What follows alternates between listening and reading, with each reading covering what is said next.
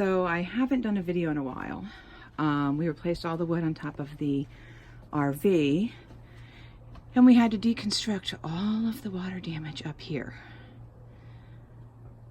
So my husband is making new metal pieces, supports, I guess you would call them.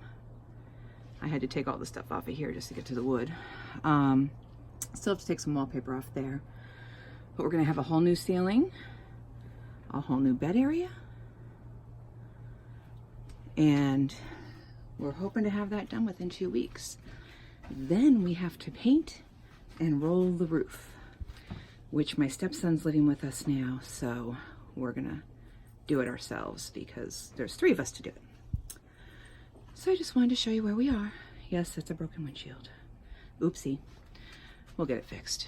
But took window out over here while he's working on it. Did not take out this one.